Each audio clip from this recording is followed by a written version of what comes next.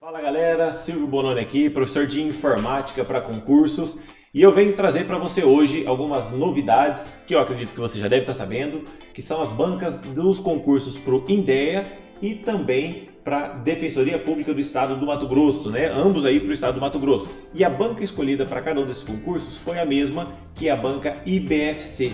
Legal? E o que eu trouxe para vocês aqui? Eu trouxe algumas questões aí, 3 temas aí de informática, tá? Pra gente falar um pouquinho, para eu falar um pouquinho sobre alguns pontos. Óbvio que esses pontos aqui, eles também, né, servem para outras bancas, de repente VUNESP, se você for fazer, o FMT, Selecom, enfim, CESP, diversas bancas aí, mas a gente vai tratar agora específico para ver como que a banca IBFC trabalha algumas questões, tá?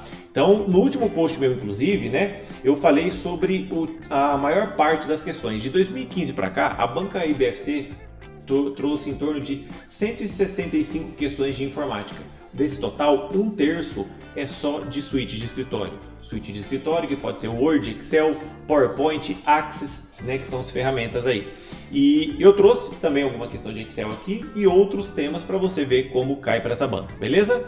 Vamos lá então, aqui com a questão de número 1, que é uma questão sobre Excel, né? Uma questão sobre Excel. E aqui eu quero te chamar a atenção para um ponto.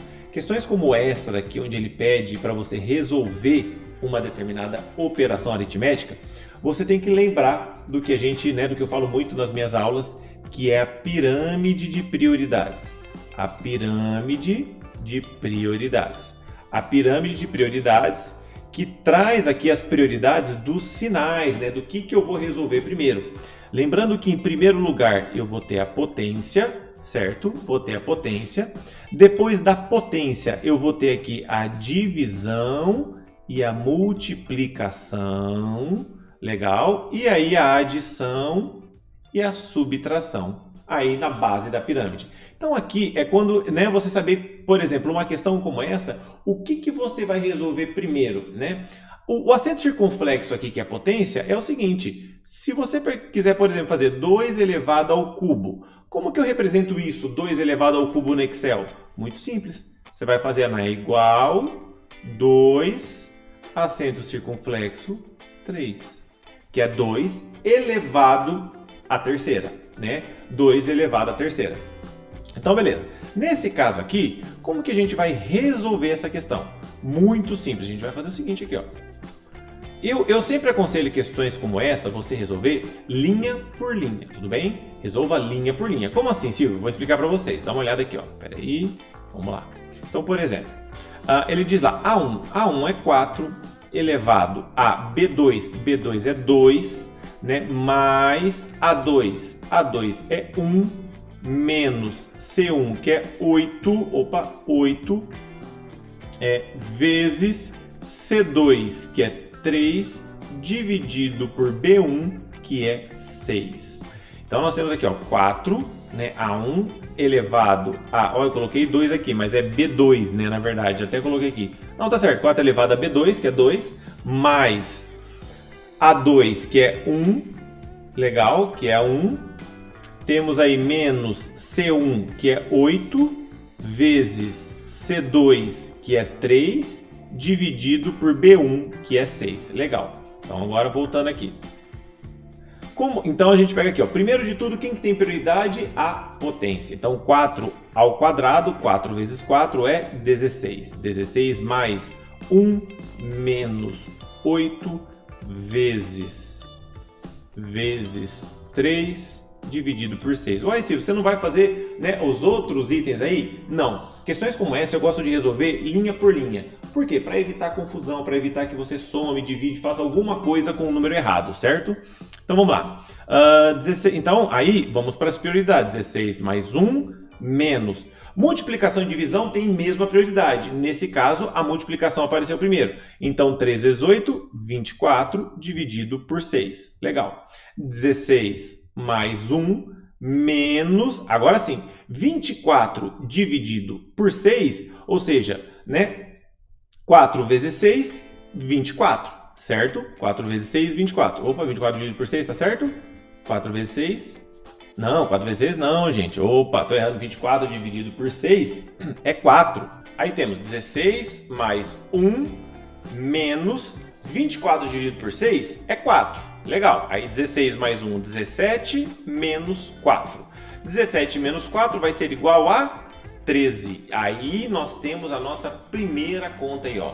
Então, 13 é o nosso resultado. Então, tá aqui gabarito letra E. Neste caso aqui, galera, então por isso que eu falo para vocês que eu gosto de fazer linha por linha, para evitar qualquer problema de confusão, tá bom? Para evitar qualquer problema de confusão. E eu te aconselho que você faça da mesma forma. Vamos lá para a nossa questão de número 2. Questão de número 2. Questão de número 2, ele diz o seguinte: assinale a alternativa que apresenta a forma incorreta, um exemplo de hardware. Então nós sabemos que a gente tem duas classificações aqui. A gente tem os hardwares. O que é hardware? Hardware é a parte física, né? Opa, a parte física do computador, ou seja, as peças do computador, né? Peças do computador. Aqui, peças. Vou até aumentar aqui o quadro. Aumentar aqui, ó. A parte física são as peças. E nós temos o software. O que é software? É a parte lógica, ou seja, os programas de computador, né? Todos os programas. A gente fala muito que hardware é o que você pode jogar e software é o que você pode xingar, né? A gente tem essa brincadeirinha aí durante as aulas para a gente poder lembrar o que é hardware e software. Então vamos lá. Ele quer a forma incorreta de hardware. No break não é a nossa resposta, tá? Porque no break é um hardware. No break é o equipamento que, quando tem uma queda de energia, ele segura a energia para que você possa, por exemplo, não perder os trabalhos que você está fazendo, para você poder salvar os materiais que você tem, né, com tranquilidade, poder salvar os materiais que você tem com tranquilidade. Então o no break aí, ele é um item de hardware, sim, tá? Ele vai segurar a energia quando houver uma queda aí para você não perder tudo. Impressora também é um item de hardware, né? É um item, né, para você imprimir material. Placa-mãe, sim, também é um item de hardware, onde você vai colocar todos os componentes, como processador, memórias, placas, tá? Mas o spyware é um software. Nós falamos que o spyware, ele é um software malicioso, ou seja, um malware, um software malicioso, né? Um software que vai prejudicar. O spyware, no caso, é um programa espião que vai coletar informações do usuário, tá? Vai coletar informações do usuário. Então temos aí o malware como software, não é um hardware. Vamos lá para a nossa questão de número 3. Temos aí uma questão de número 3, né, que diz o seguinte sobre memória ROM, né? Assinale a alternativa correta. Quando a gente fala de memória, nós temos, vamos falar das memórias primárias, que são 3. É a memória RAM, a memória ROM e a memória cache, tá? No caso, a memória RAM e a memória cache são duas memórias volátil, tá? Silvio, o que é volátil? Toda memória volátil é uma memória que precisa de energia para manter os dados armazenados. A memória ROM é uma memória não volátil, ou seja, a memória ROM é uma memória onde, via de regra, o usuário não tem acesso aos dados, os dados vêm já gravados de fábrica e o usuário não consegue alterar o conteúdo.